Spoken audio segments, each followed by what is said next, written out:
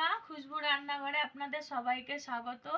আশা করি আপনারা সবাই খুব ভালো আছেন, আমিও ভালো আছি। তো আজকে আবার খুব সুন্দর একটা রেসিপি নিয়ে এসেছি। রেসিপিটা হলো কাঁচা টমেটো দিয়ে মোরলা মাছ ভাপা। তো কাঁচা টমেটো দিয়ে মোরলা মাছ ভাপা আপনারা অনেকেই জানেন না। তো আমি আজকে কিভাবে করব সেটা আপনাদের সঙ্গে শেয়ার করব। দেখে নিন আমি কিভাবে করব।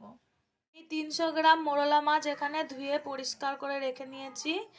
এবার আমি দেব কাঁচা টমেটো আমি এখানে মাঝারি সাইজের 3টে কাঁচা টমেটো পাতলা পাতলা করে কেটে নিয়েছি। তো এর ভেতরে কাঁচা টমেটো দিয়ে দেব।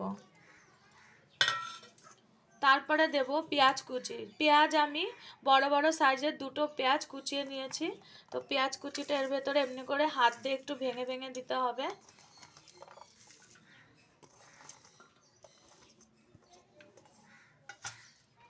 তারপরে দেব হাফ চামচের মতন আদা বাটা। তো হাফ চামচ আদা বাটা দিয়ে দিলাম।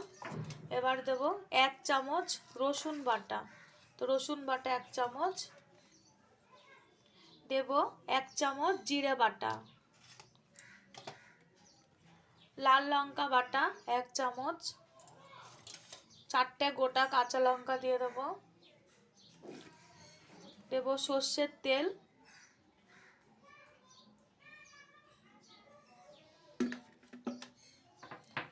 ধনে পাতা কুচি এখন দিয়ে দেবো, পরেও আবার দেব। পরিমাণ মতন হলুদের গুঁড়ো,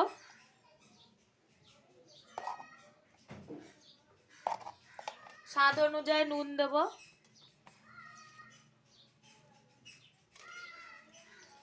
দিয়ে একসঙ্গে ভালো করে এটা মেখে নিতে হবে। মাখা হয়ে গেছে। এবার কড়াইতে মাছগুলো সুন্দর করে গোল করে বসিয়ে দিতে হবে।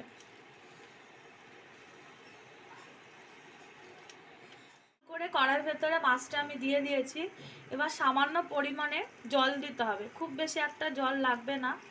দিয়ে আমি ঢাকা দিয়ে দেবো। 15-20 মিনিট এরকম ঢাকা দিয়ে রেখে দেবো। এবার ঢাকাটাকে নামিয়ে দেখতে হবে কতটা কি মাছটা হয়েছে। তো ঢাকাটা নামিয়ে দিই। টমেটোগুলো সেদ্ধ হয়েছে কিনা একটু খুন্তি দিয়ে দেখতে হবে। তো পুরো সেদ্ধ হয়ে গেছে টমেটোগুলো। রান্নাটা পুরো রেডি। এটা খুব অল্প সময়ের ভেতরে রান্নাটা হয়ে যায়। এবার আমি কিছুটা ধনেপাতা দিয়েছিলাম মাখার সময়, আর যে কিছুটা রয়েছে ওটা উপর থেকে ছড়িয়ে দেবো।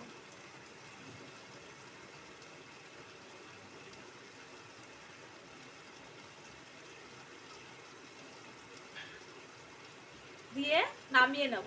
পুরো রান্না কমপ্লিট হয়ে গেছে। ব্যাস, রান্না রেডি। এবার নামিয়ে নেব।